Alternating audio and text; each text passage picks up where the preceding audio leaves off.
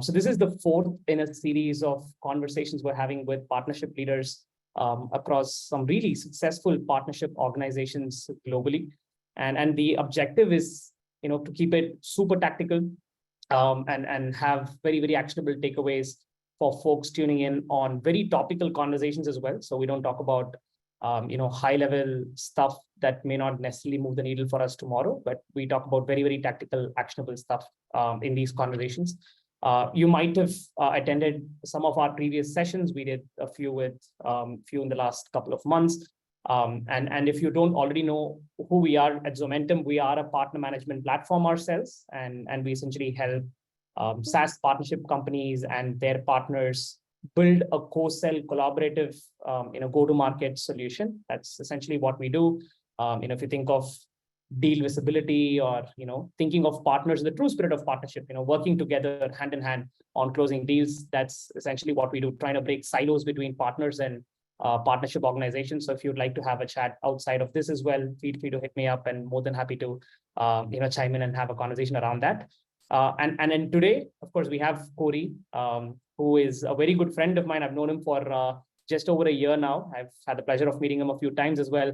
I've always looked up to him as a leader in this space. He currently leads partnerships at Sendoso. Again, a very interesting platform that you want to check out if you want to engage your prospects and customers at different stages of the funnel with very engaging, gifting and sending options. You should 100% check out Sendoso. I'll let Cory introduce Sendoso himself, of course, but just kind of being a user myself and being on the other side of the spectrum, it's an incredible tool, and they have a great team as well. So that's something for you to think about. And Cory himself, he's been in the space leading partnership companies for I think the better part of 2 decades now. And today we decided, okay, we're going to talk about this very specific topic that came up significantly in our past conversations, where people are like, we want to talk about commissions, we want to talk about incentives, we want to talk about, we want to talk about the long tail of partners that don't engage with us. What do we do? And we thought, okay, who better but bring Cory in to have this dialogue. So that's essentially what we're going to be discussing for the rest of this session. And the one other thing that Cory just mentioned, I know we've got a bunch of other folks join in as well. Hey, Parker, Todd, Omri, we've got a lot of folks join in today. If you have questions, feel free to use the chat option at the bottom of your Zoom screen. And like I said, we're not planning on a dedicated, a Q&A session at the end of the dialogue. Instead, we will be taking questions as we move along. So we will incorporate that into the dialogue as well. So that's us. Cory, do you want to introduce yourself as well and then set the premise for the conversation? Yes, thanks for having me on. It's always good to hang out with you and appreciate the opportunity to talk about commission structures and a bunch of other stuff we're going to talk about, which is a loaded topic, but we'll jump into it. But yeah, Cory Snyder, been in partnerships for 14 or so years. Specifically, that I have a sales background. That's how I really got into partnerships, was through just being very competitive in sales and building my own partnership network and finding ways to just increase the probability of hitting and exceeding my number. And then got asked to do this for a company called Infusionsoft, now known as Keep. Was able to build their partner program, their certified partner program from the ground up, and we saw a really good success there. It's where really I learned a lot of my mistakes. There wasn't a ton of content out there for us in the partnership world until really the last 3 or 4 years, really seen an acceleration there. But yeah, so I've had the pleasure of being in partnerships for a long time, really with some other individuals. And so a lot of what we're going to talk about today is going to be specific to my experience, which is going to be MarTech SaaS. And I'll obviously have some caveats there, but it's a really exciting topic because there's a lot of emotions on both ends. And so I'm just going to specifically share what I've seen to be successful and things like that. And hopefully it's valuable. Awesome. Perfect. And I think we can get started with the dialogue as well. I think we've got all folks join. I think just a couple more links that are being sent out right now, but I think we can dive right in. And with the true spirit of the conversation, right, we're going to be talking commissions and incentives. So my first question really, Cory, is around different kinds of models at play today, right?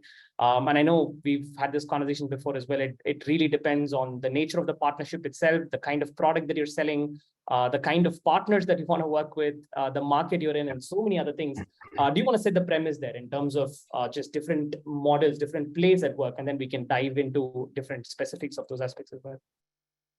Yeah, I would say for me, again, in the MarTech SaaS space, what I've found is I try to keep it as simple as possible for the most part. I do love tiering. I do love moving my partners through a tiering program. I like to keep them more specifically around the airline miles kind of methodology, where you move up in the tiers and you unlock these tiers and you lock it for the next year, and so on and so forth. And so that's the way that I've done it for the most part. But in regards to like the commission structure and plan, I like to keep it super simple. The way I look at it is, if they have a vested interest or they're taking on risk, then I don't mind paying them more. So to give you an example, if it's an affiliate or referral partner or somewhere where they're just mostly sending us leads or referrals, they're not really taking on a ton of risk. So I'm just going to pay them a one-time commission, whether that's a percentage of the sale or whether it's a net 90 on a percentage of the ARR, or if it's 2 months of MRR, or if it's 1 month of MRR. Ultimately, it's a one-time payout structure. And so historically, if you're not on a 12-month contract, then I'll lean more towards a net 90 before I pay it out, make sure we get our return on investment on it. But if you're like an agency or a reseller or somebody that, again, is taking on a little bit more risk, they're doing some of the support, they're doing some of the implementation, things like that, then at that point in time, I roll into my recurring structure, whether it be 12 months or life of the account. And that's usually the two models I go with. In tech partnerships fall into a little bit of both. I have tech partnerships now that don't want any commission structure, and they're super successful when we do a ton together, because we know that the stickiness of the customer is what really makes it more important. And not only that, really the tech partners are helping a ton on the back end. So integration, tech, things like that on the back end when it comes to churn or renewals. And so we really don't have a lot of commission structures for them, but I've ran those, and a lot of those are referral based. So commission structure. So that's usually how I like to keep it. I try to keep it as simple as possible. So not only can I explain it to my partners, they can absorb the content super easy, but more importantly, the internal employees and staff can actually explain it. That's, I think, what we at times as partnership professionals struggle with, is that we come up with a really cool program that we understand, but the internal employees can't articulate. And that means that they can't be my team and represent me. So that's kind of a quick overall kind of way that I look at comp plans. Perfect. I think that summarizes it, right? It kind of leads us into several other aspects of this conversation. One thing I want to get out of the way before we dive into other aspects of it is the very specific topic that's kind of quite controversial, if you will. It's about pay-to-play programs, right? Wherein you kind of enforce a certain cost to your partners to even be part of your program. I've heard multiple different viewpoints on the pros and cons of such a program, but I want to hear your thoughts, and then we can move into the more traditional, conventional ways of commission structures. But what do you think about pay-to-play programs? I'm not a big fan of them personally. I look at it from a perspective: if a partner wants to partner with, great, but I only put my energy into them if they're actually willing to put the same amount of energy in. So I know the benefit with pay to play is that you're getting the same amount of energies, as well as the benefit with pay to play is that there's a requirement on both sides. So when you pay to become a partner, this is what you're getting, and you're guaranteed to get that. So there are benefits there in those programs. The other thing to consider is, like, pay to play works when you have a brand. When you, like, if you're Apple, Microsoft, Salesforce, it would absolutely make sense for you to have a pay to play program, because at that point in time, you have a brand and people are earning money off of that brand, right? Whereas the programs I usually work with, we're in SMB mid-market, or we're smaller businesses, sub 25 million in revenue or 30 million in revenue. We don't really have the brand or the justification to say you should pay us to be a partner. And so that's the other reason why I haven't necessarily done it. But again, I look at it from an energy perspective. If you're willing to put in a ton of energy, we will match that energy and go to market with you, and we'll do some really cool things. And so it's not pay to play per se. But in a way it is, you're paying with your time. And so Yeah, I'm not personally a big fan of the pay to play unless you have a brand and there's justification, or you're looking for less partners and you're more specific targeted partners, then it would make a little bit more sense as well.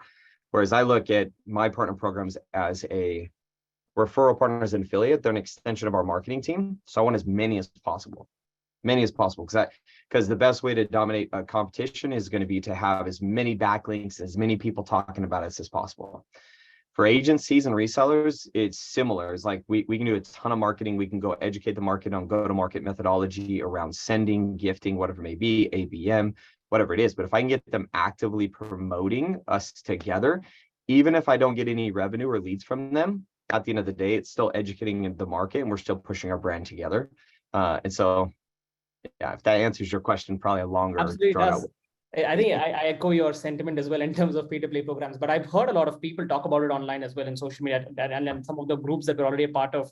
I mean, if any of you have different opinions on some of these as well, please feel free to kind of keep them coming in so we can talk about it as well. So let's dive in, Cory. Let's talk about tiering, right? And I think it's the foundational stone of all commission structures, right? You have tiering, you have different kinds of partners and different kinds of tiers. And then you go one level further as well. You look at the kinds of, the level of investment for the partner itself. Let us say you have a deal in a non-English speaking region.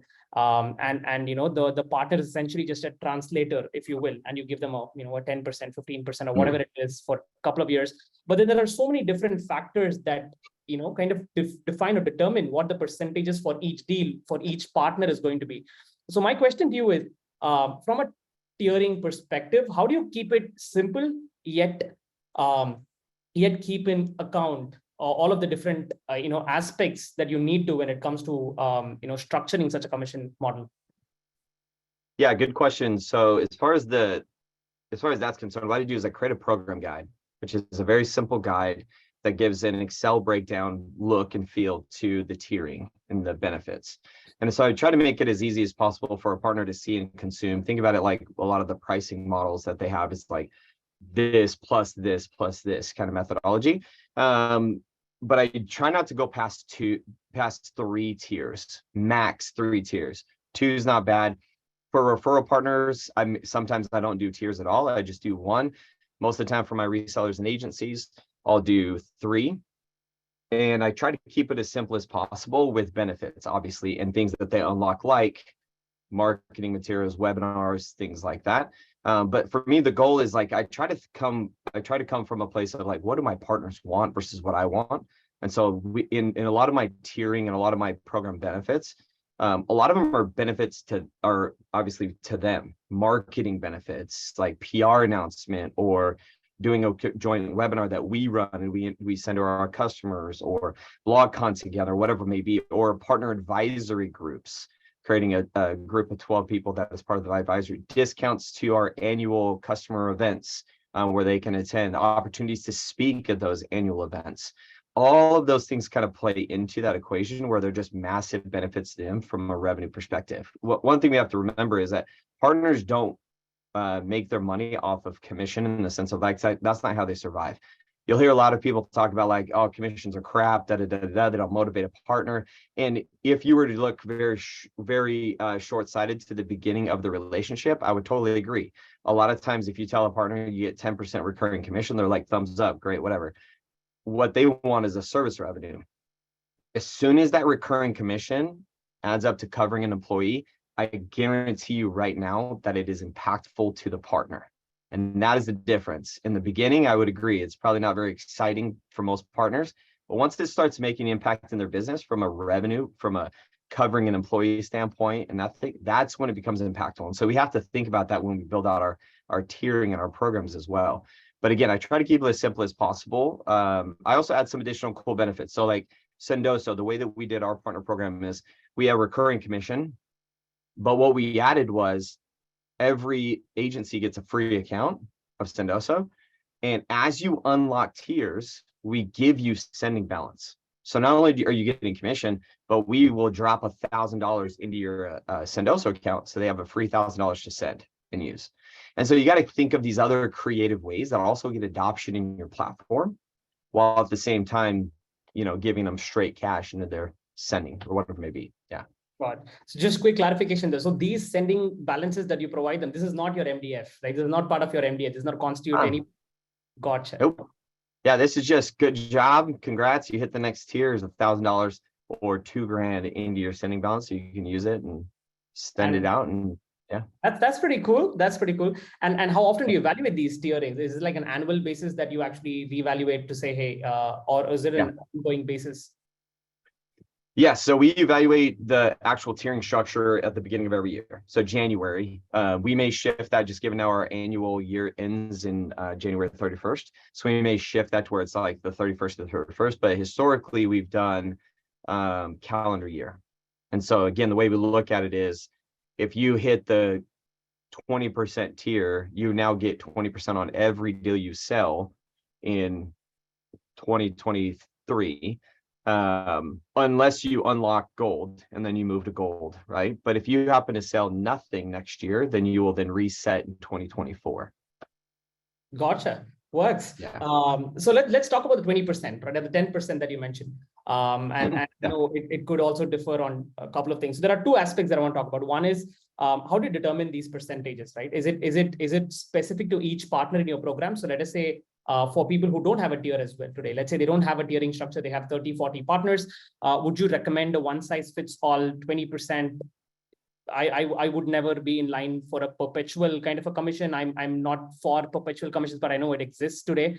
So the first part is how to define that based on the product you're selling, the ticket sizes. So what would be a good framework to base that on? And secondly, the question is how long? Because I know partners, there will be partners who will come to you and ask you for perpetual payments, but in a lot of cases, especially in MarTech or especially in SaaS, you have in-house customer success teams that kind of own these accounts. So the effort from a partner, if you will, is not as much as it is for the first couple of years when they're actually onboarding, implementing those platforms. So how do you see that? How do you define those percentages?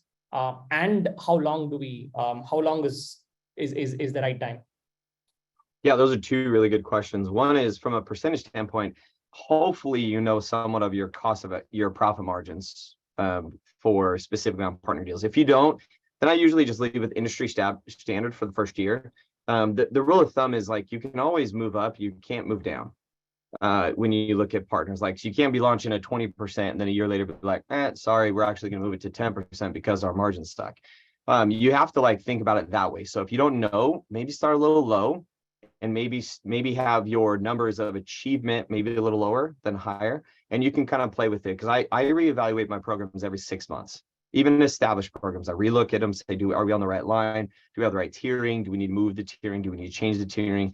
Do we need to shift some benefits from here to there? But for the most part, I'm a big fan of perpetual or life of the account commissions.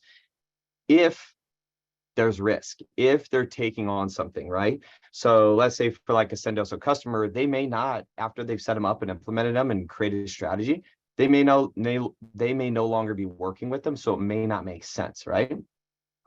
Whereas somebody like in Active Campaign or Infusionsoft or Keep, where they're actively working with them, it's like their content that they drop. They created the marketing content specific to the healthcare vertical, and it's in the app, and it's the reason why they're successful in using it. Then I have no problem paying for it because they're going to lose commission as soon as it cancels too. So it hurts the partner. So the partner, knows that in that scenario, there's no renewal. It's just consistently renewing because it's month to month. And so for us, the risk is low in that sense. If it's a renewal status like Sendoso does, then it's a different game. Then it's like, is the partner involved in the renewal? Yes or no? And if they are, then we'll go ahead and extend that agreement. If they're not, then we'll just drop them from the agreement, basically. And that's kind of the way we look at it. And our partners know that. Normally, when it comes to time for renewals, our partners will either let us know or we will let them know, and they'll be aware and they'll let us know. And so we kind of know who are the ones that are super involved and who aren't. But yeah, so as far as like commission structure, depending on your price point is really going to depend on your price. So when I mentioned, whether it's SMB to enterprise, so as an example, though, you have Infusionsoft that could be 10, 15, 20%. Actually, I think there's this 20, 25, 30% recurring commission for their agencies. But they have the margins. And not only that, the partners are selling the deals. So again, you have to consider that on agencies, the reason why you can pay recurring commission, a little bit more recurring commission, is because they're taking on the selling. So your cost of acquisition reduces. Basically, what you're paying the partner is what you would pay in that cost of acquisition margin, right? And so that's the other thing you have to think about, is how far in the process is your agencies or resellers doing the work, right? In far as the beginning. So can I skip an SDR? Can I potentially skip an AE even? Like, do I have my sales reps, to Todd's question, do I have my sales reps potentially selling it, right? And, how do they get commissioned on it? Things like that, which I'll answer those questions here in a minute. But that's all of the stuff you have to consider when you build out this recurring commission model.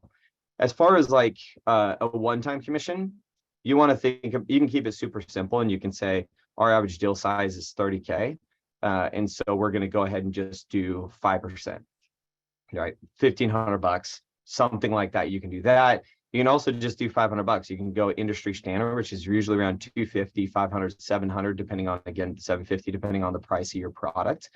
You can also look at it from, again, an ARR standpoint. If it's an annual agreement, you can do a net 90, and then you can pay them out something along those lines. But usually for a one-time commission, I try to go off of the amount of the average deal, and then I just create a flat amount. I don't go based on percentages, because in my opinion, it's just too hard.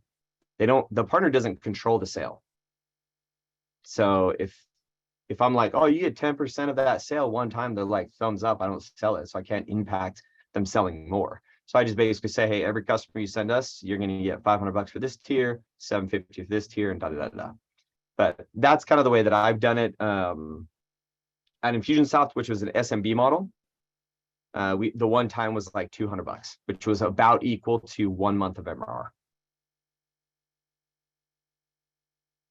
Perfect. I think I covered it all right. Sorry, what was that?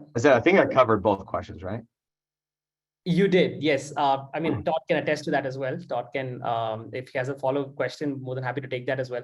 One aspect of that response as well is the amount of risk, right? When it comes to the sale process itself, especially when you work with agency partners and channel partners, as opposed to referral partners, where there is an amount of kind of involvement, where they have to walk them through demos, product demos, if you will, technical implementation, setup integrations, and all of those things. Because partners, at the end of the day, they're not just selling a product, they're selling their expertise, they're selling their own implementation and other services.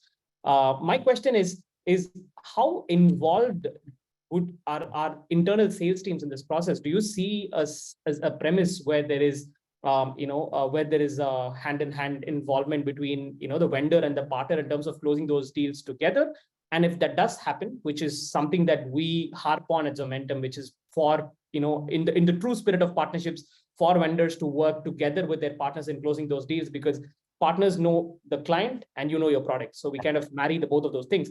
But when those things do happen, how do we look at compensation when it comes to internal sales teams in a co-sell collaborative motion?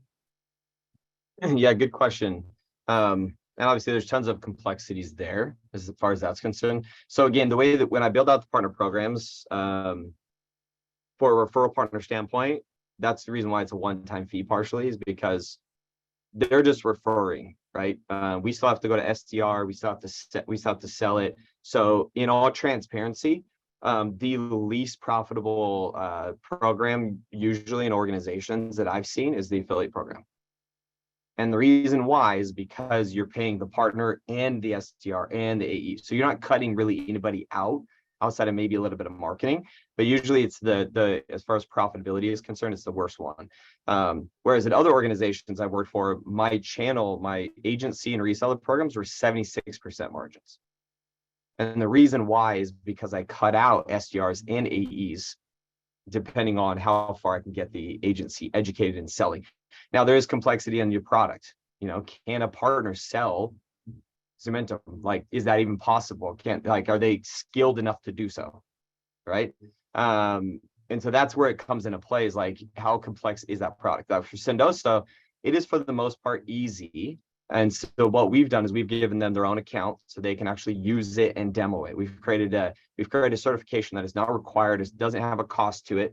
That is just a product certification that we basically took internal videos, training videos, and we created it for our partners. So our partners can go through and get educated on what Sendoso does. And then in the moment, we're actually creating one for go-to-market. How do you present Sendoso in the market? How do you build services around it? And so it's all leading your partner to be able to do these sort of things. So right now we're skipping on the agency side, we skip the SDR. So it still goes to the AE. And so there's still a little bit of cost of acquisition. I mean, it's still cost there as far as our margins are concerned. But until our partners get more comfortable with it, then we probably may never actually skip the AEs. But we can reduce the amount of time that it takes on the sale and increase the margin on the sale. Now, going to Todd's question around, are your partner managers incentivized by your own internal commission structure to drive revenue for partners? The way we looked at it for Sendoso is we work for the sales team. And when I first came into Sendoso, I said, SDRs and AEs, I work for you. My job is to generate revenue. My revenue goes through you. So how do I help you be more successful? And so the way we do that is multifold, but ultimately that's the reason why we have a referral partner program, which we launched about 3 or 4 months ago, because we didn't have an extension of our marketing team out there representing for us from a lead flow perspective. We were trying to get a bunch of leads from agencies, which is not the way to do it. It's the exact wrong way to do it, right? Most agencies, at least in my deal, based on the size of our deals, maybe bring us 2 a year, right? But they're super sticky, easy closes, large deals. So my partnership people are paid based on it's how you pay commissions up to you, but the way we do it is we pay them a percentage of 2 types of deals.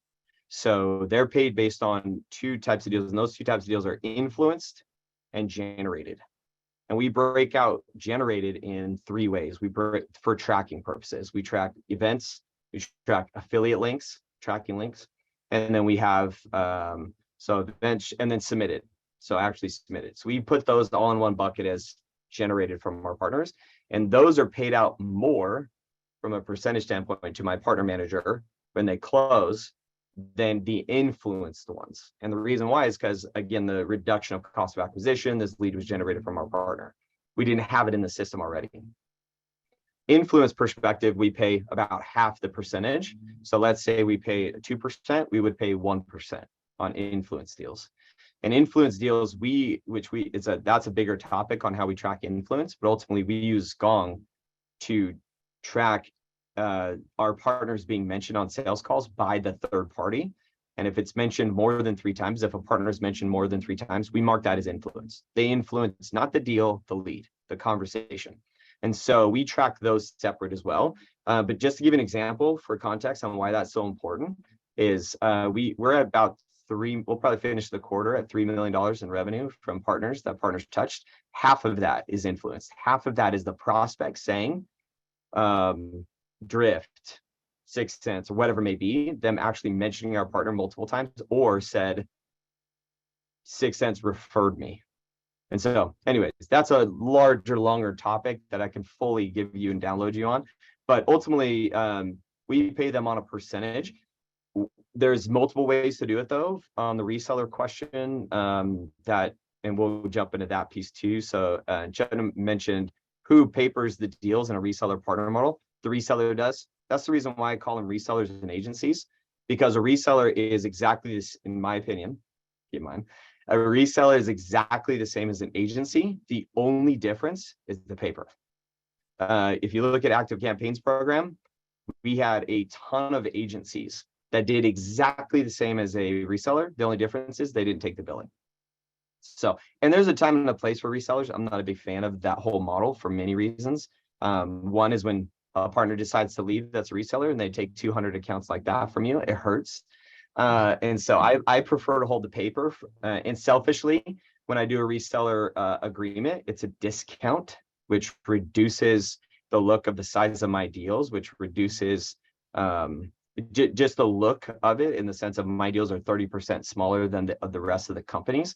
There is a perception there. And so I like to do the agency model where we own the paper, I get full MSRP, and then on the back end, we can worry about it later from a margin perspective. But to answer your question, that's the way that I do it. But yeah, so we incentivize, we have a full commission plan for our partnership people internally that is based on sales that are generated from our sales team, but again, we work for them. So we also leverage cross-beam and reveal data to help our AEs close deals.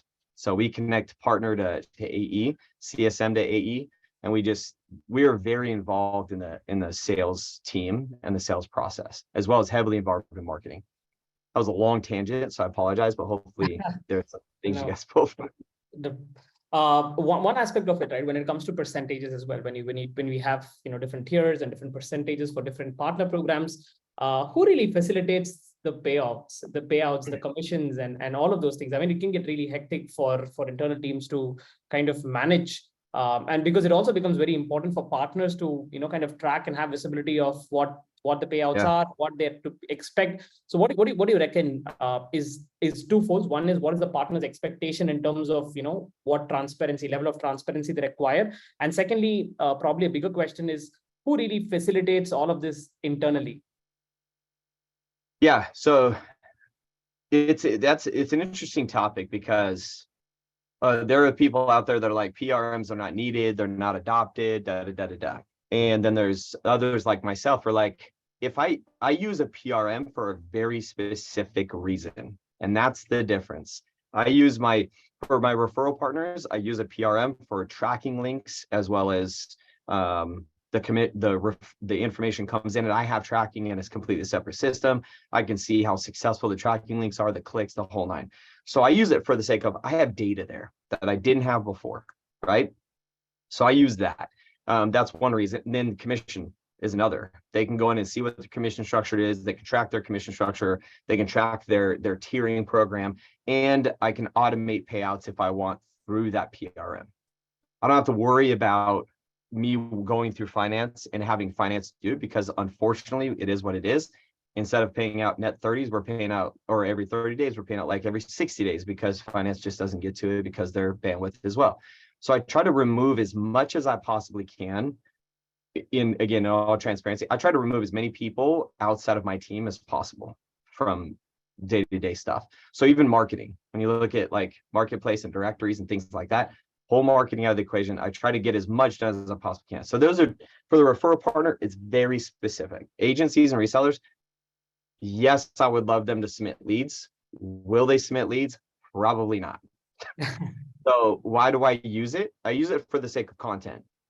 I use it because my resellers or agencies will go in there and they will look for content, and they will look for information. They will look to see how they get paid. We've created a custom tab in our PRM that allows, that's called Partner Hub, that goes out to a whole library of data, whole library of information.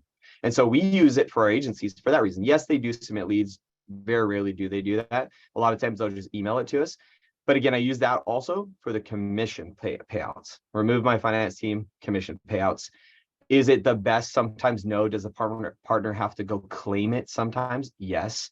But that's the reason why I use it. And then for my integration and tech partners, and as you guys will see a theme, I pretty much build the same programs every time in the MarTech SaaS space.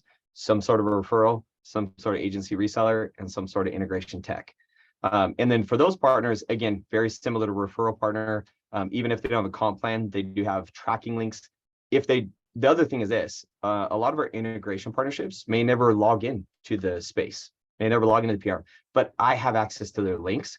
So when we do blog posts, I can then drop those links on those blog posts and those content pieces. So now I'm getting additional tracking that I may not necessarily get from marketing, or I'd have to wait for marketing. I can see the success. So as a recent, I'll give you a perfect example of a recent thing. I did 20 days of integrations during December, and I dropped their links in there, and we generated over 10 leads just from that. And it was they didn't do anything, but I used their links, so I tracked it. They did it because we have an integration. But that's just an example of the reason why I use the PRMs and how we automate commission structures specifically. That's the major benefit. I've had organizations where I had to go through finance, and partners would just get so mad because it would take 45, 60, sometimes even longer in that days to get paid. And that is the worst thing you can do with a partner, because you lose momentum. You lose 100% momentum when you don't pay them. I agree. I agree. And I'm not surprised that a lot of, because we're in the space, in terms of partner management, a lot of these PRM decisions are being enforced by finance teams as well, because there's a lot of bandwidth on finance teams and they want to be involved in these decisions. So there is a definitive trend there. There is a question from Chetan again. It's about the co-sell model, right? How do you incentivize the direct team to bring partners into deals? I have an opinion there as well, but I'll let you go first, Cory. How do you incentivize your internal sales teams to bring partners into deals? Yeah, so hopefully you have a champion. Hopefully you have somebody that is a senior sales rep that has had this experience that you can leverage. That's one way. Is I'll leverage a senior AE, and I'll work with them to create a couple wins. That's kind of the goal. If not, what I do is I attend the AE meeting. So actually, perfect example is recently we had one of our partners came to us and said, hey, we want to help you guys close some deals in January. We just love the relationship and partnership. Here are all of our customers that are your open opportunities from Crossbeam. We want you to just reach out to us and we'll connect you to the AE and we'll connect you with the CSM that not only close the deal, but also who's working the deal. And so we went to our sales team and said, hey, you guys want help closing a deal? Here are all of your deals that are connected to this partner. These are all customers of the partner. The partner will give you any insights and information you need to help you further along that sale. And so we created 3 main questions for the AEs to ask. The first question is, what is their buying process? Like, what's their buying cycle, buying process? The other one is, who's the decision maker in the deal? And then third one is, how are they leveraging your platform? So if it's one of your integration partnerships, how are they using it? And then you create your story together, right? At times, the partners, depending on the relationship, will also send an email to the customer. Hey, you guys should check out Sendoso. Super cool platform. We have an integration. Here's the information. And so that's how we're leveraging those relationships. So we're creating these very simple, quick wins. And then what we do is we ask, when we create those quick wins, we blow it up. Hey, congrats to so-and-so, worked with a partner. And if we can get the AE to do it, it's even better. So if we can get the AE to share, be like, hey, I worked with Cory and the team, or I worked with the Cory and the team, and we were able to bring this deal in. Or, hey, we weren't able to bring the deal in, but I've been trying to get in the door for 3 months and they got me in the door in 5 days. And so it's those different quick wins that you just leverage. And again, it's not about executive alignment. I know that's super important, but the best way to get executive alignment is to start from bottom up. Create your champions, get them to talk about you, and eventually the executives will have to align. So that's how we do it. I agree with everything, and I just want to add a few other aspects, right? Especially coming from somebody who's been leading direct sales teams for a long part of my career alongside partner teams, and the only time you even as an SDR or an AE want to think about partners is when your deal has gone cold for 6 months, right? When there's been no activity for 3 months, 6 months, at the end of the quarter, and suddenly you've got your manager saying, hey, why don't you loop in a partner, because maybe we can do something about it. But that's a change in kind of the mindset itself, right? Because partner influence deals tend to close faster. Absolutely, yes. Yep. They tend to last longer because they typically the LTV of customers that are acquired through partners tend to be significantly higher than customers that come directly to you. So once those are set up at a leadership level, I think it's a change of culture to be able to involve your partners. And in some organizations, depending on the maturity, wherein we were consciously advocating for inside sales teams to start including partners where possible,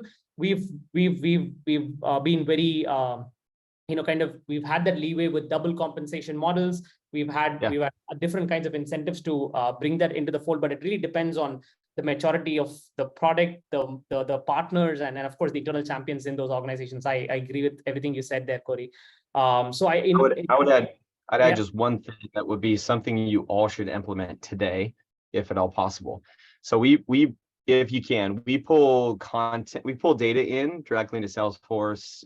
I imagine HubSpot can do the same, but we pull Crossbeam and Reveal data directly into Salesforce. So I implemented this about 6 months ago. It was probably one of the best ideas I had. It's been the most success. I was like super stoked that it actually worked. But what we did is we implemented a closed loss campaign is what we're calling it. But the reps didn't know this. What ended up happening is we created it. I think it's called Rattle. Rattle is the one that's posted in Slack. But ultimately, as soon as a rep converts it into close lost with a reason of gone dark, it automatically slacks me with the partner's information and says, this just went into closed lost, AE's name, deal name, partner name, and then the partner type. I think it's partner type, but ultimately it's slacking us when a partner is attached, whether it's through Crossbeam or whether it's attached to the account. It slacks us and says it just went dark, reach out to the AE. So what we do is we then reach out to the AE and say, hey, you just put this in closed lost. Did you connect with the partner yet? Do you want partner help? And 99% of the time, especially if you have some churn in the AE world, they're just closing out accounts from other accounts they received. 99% of the time, they're like, hell yeah. So we connect them and they were able to probably, I think, close to 50% or 40% of those deals were revived, were brought back. Conversations were had, they weren't dead anymore. And that was a huge success on our end, because that's a different point, right? It's not just like, help me close the sale. This is a dead deal. They closed it out and you revived it on the partner side and the partners did. So it's a different story. It's not just the same avenue, the same road that we always go down. So go implement that one. Super cool idea, super successful. It takes a little bit of work for you as far as like reaching out to AEs and such, but it's valuable because you're making a true impact. It's already hard enough to get opportunities, let alone losing them. So that would be my tidbit of information there.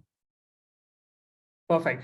I know in the interest of time as well, I think we've got a few more, we've got about 10 minutes left. So I'll stick to two large themes that I want to touch on. One is MDF, and the other, which is slightly deviating from the topic at hand, but something that I really liked your take on is assessing performance of partners, right? So those are the two other aspects that I want to talk about from an MDF perspective, right? Because it ties directly back into commissions and incentives and all of those things.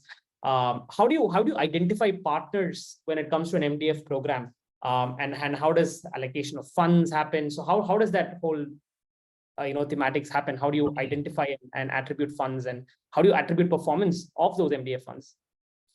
Yeah, so it's a good question. You can actually use your program so I try to use my program guide or the program stuff that I put together. I try to get that to manage 99% of my program. So in the sense of expectations, what they can do, how they can do it. You can use your program for that purpose as well. You can say, hey, as a silver partner, first year partner, you don't get access to MDF. Like you got to, so in the sense of pay to play, that's maybe where the middle ground is like, you got to sell at least 4 deals and show us that you actually know what you're doing to then get access to funding from a methodology standpoint, right? And so that's kind of, that's one way of doing, that's probably the most common way that I've done it. But we also keep it loose. If I have a partner that comes in that's a solid partner, like great audience, perfect fit, really good crossover when it comes to our overlaps on Crossbeam or Reveal, and we see some success there, then I may be like, and they're like, hey, can I get access to MDF? I may be more open to that because they have historical ways of doing this. They've already done it before. It's not a brand new partner that's never done MDF before. So I have the flexibility to say, yeah, let's do something together. Let's do a webinar and throw some advertising at it. MDF is an interesting one because there's the ebbs and flows of what you used to do may not be the same as what you did today. Back in the day when I was doing MDF, it was tons of Facebook marketing, tons of advertising costs. We split the cost.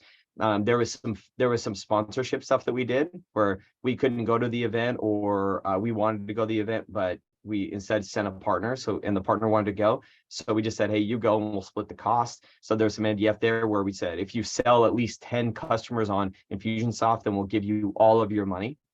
Right. So it's $5,000, we'll give you 2,500. If you happen to sell 10 deals, we'll give you the other 2,500. And so that's how we've done a lot of the MDF. I even had a point where we were opening up an enterprise market in Brazil, and we had several books that our CEO had written, and we used MDF to convert those into those languages with the partners. So the partner actually converted it into the language, and we paid them with MDF and split the cost.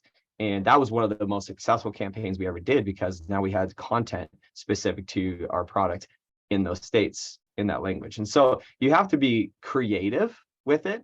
But I created an MDF doc that kind of breaks down specifically what things we can do. And then you can create percentages, but you need an application process. Get them to fill out an application. You want to know how much are they asking for? Where is it going? Expected results by when? And then at that point in time, you have a conversation to go through to say, okay, what does this look like? Explain a little bit more, and where do you need our involvement or help? And then at that point in time, we basically say, okay, it's 50% margins. If you hit your number of gold, then we'll give you more, or give you all the rest of it, or whatever it may be. But we try to keep it, for the most part, fluid to get the conversation from a data perspective.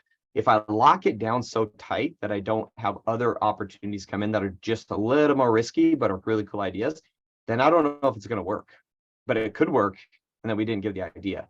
So I try to keep it fluid. I try to, have 75% of it locked down, with about 25% of it just being a little bit more fluid as far as that's concerned. But I want as many of those conversations as possible, because as soon as your partners stop talking to you or start being active is when you lose them, right? And you're actually losing them long before that. But I don't care if a silver partner reaches out to us and asks for MDF. I love it, because they're thinking about ways that they can work our relationship forward. So I don't slap them on the hand there. I may actually do it with them, but at the end of the day, we may just not give them as much money. We may only give them 25%, and they got to cover the 75. And so it's just keeping it fluid on the MDF structures. What I've done in the past. I agree. I think it's super important to be creative there, to also identify, the why behind the MDF as well. For a lot of partners, that could be different. I know an example of a very good friend of mine, and who leads partnerships in the customer engagement space, wherein to build momentum as they were building up a partnership program. So they went from 0 to about 150 transacting partners in under a year. So that's the fastest program I've ever seen. And one of the things that they did with MDF was they got super creative. With every deal that the partner closed, 20% of the ARR value went right back into the partner, right? It could be different kinds of motions. It could be Google paid ads, events, and different kinds of things. But there was a flat 20% that went right back into the partner. Of course, it's not sustainable. You can't keep doing that forever for all of your partners, but when you're building a momentum for your partner program, it becomes important to kind of get creative, do different things that can, kind of get you that faster. So I think we've got very short time. I'll ask you one more question about assessing partner performance, right? And then we'll dive into Q&A. I see there are some questions that have come in, so we'll probably take that. I think there's Henry, there's Chuck, there's Paddy. So we'll get into that. So my question to you is something that I've kind of hear you speak about in multiple different forums, is assessing partner performance, right? In terms of the metrics that you track, and what really matters. I know there's so many metrics that we can track today, but let's keep it simple. I really want to understand what are the real goals that you want to track in a partner program. Yeah, there's obviously simple metrics. There's number of partners per month that you kind of bring on, so your ability to track new partners versus those that you've outbounded. So we track net new partners. I'm not a big fan of first customer, because everybody knows somebody. I always track second customer. Time to second customer is another one that I track. Obviously, there's the revenue number. I already explained how we kind of track that from influence to generated, which is probably the one that I focus on the most, in all transparency. When you dive into the data, the next thing that I look at is based on those different initiatives, based on event submitted and affiliate tracking or tracking link. I then go from lead to op to customer. I look at the percentages, because it's so important to understand what are your conversion rates from those lead to op and op to customer. In addition to that, it's really important to understand from an event perspective, how successful was that event or webinar, from, again, the conversion rate. We just had a webinar that we did in December that we generated 76 leads. None of them turned to opportunities. That's not good, right? Yeah, but without that data, we'd be like, man, we generated 76 customers or 76 leads. We're killing it off of one webinar. And so it is super important to just track some of those numbers.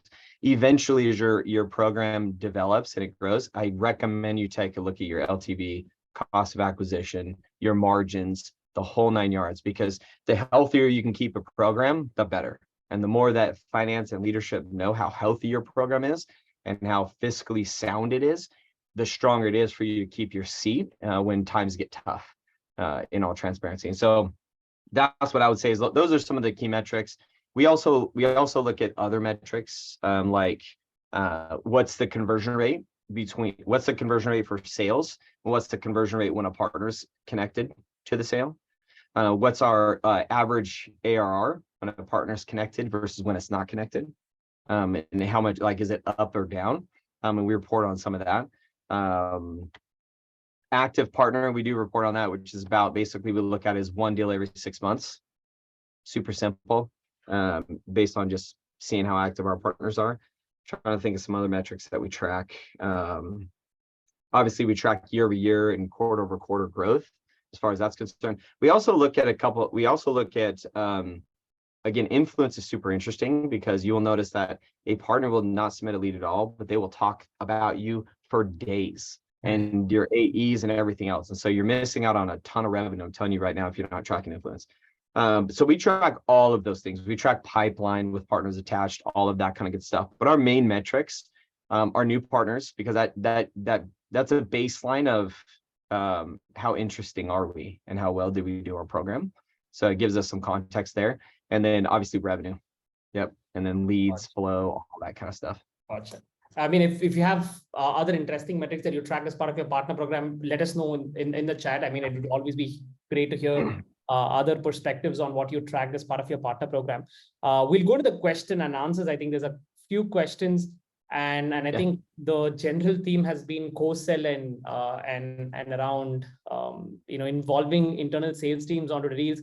I think it's a good time to do a Zomentum plug. So we have just launched the customer advisory program. I think we just went live with it last week, wherein it's for 10 customers, I think. I'm not particularly sure of the specifics. It's on social media, but of course it's at a super subsidized cost at about $500 a month for up to 500 partners, but only for customers who are super keen on establishing a co-sell motion with their partners, right? So it's a built together kind of a process where there's an overlap between what you want to achieve and what our product roadmap is for 2023. And if there is a match, we kind of work together to build modules that win for both parties. Let me know. I can make some introductions into our sales function if there is an interest. That's something that we just went live with a couple of weeks ago. So let's go into questions again. We have one from Chuck, and there's some from Henry as well. One was, what's your take on channel leadership paying out of partner commission for only subscription license cost, right? They do not pay out for various add-ons that can quickly double or triple average customer value. Is this justified? I've done both. And it really depends on for me, the reason why I've done both has been, what's the capability? In all honesty, is like, do we have the ability to automate that process? So at like Infusionsoft and Keep, everything went into the same transaction and we paid based on that transaction. And so it was a monthly transaction is what we paid on, and everything went into that monthly transaction. So it was super easy for us to then say, oh, they added 5 users. It doesn't matter. Like the partner got paid on everything that basically they got their percentage on what was billed that month. Sendoso, it's a little bit harder because they're sending amounts and it's usually an annual agreement and things like that. And so it's a little bit harder to do like added users and things like that, because it's not necessarily the same transaction. We're changing the actual agreement. And so there's complexities there that make it a little bit more difficult. But I'm in Henry, if this is the way you're leading, I'm actually leading that way. Or sorry, that was actually who's that? That was Chuck's. That was Chuck. Okay, I lean towards paying them for growth. So whatever is trend, added users, they go from plus to pro, all of that kind of stuff. I personally lead to that.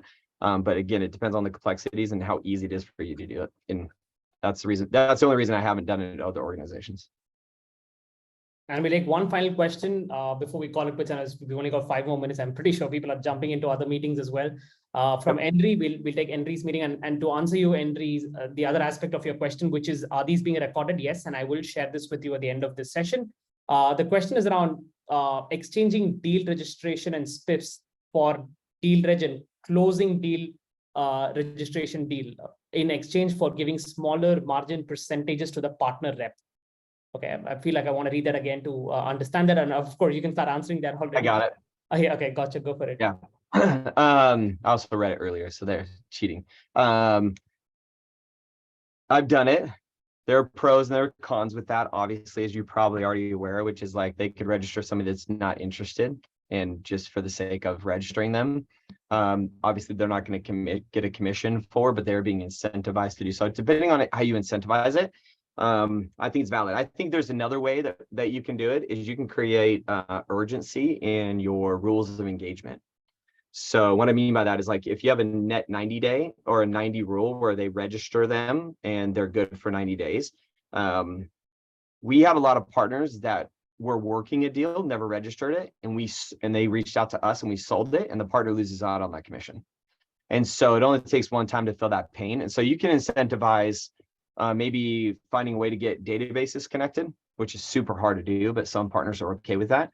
But if you can find a way to connect databases, let's say it's with Crossbeam or something like that, then it's less invasive as far as like that, and you don't have to necessarily spend extra money. Where you might incentivize there is say, we have this deal we're trying to close, it's your customer with, you know, an extra $100, would you help us out? So you can use some of that. It's ultimately up to you. And I would say if you do that, just based on the specific partner type, like I obviously wouldn't do it on affiliates or referral partners. I'd probably do it on my agencies and resellers. But the cool part about it is try it, see what happens.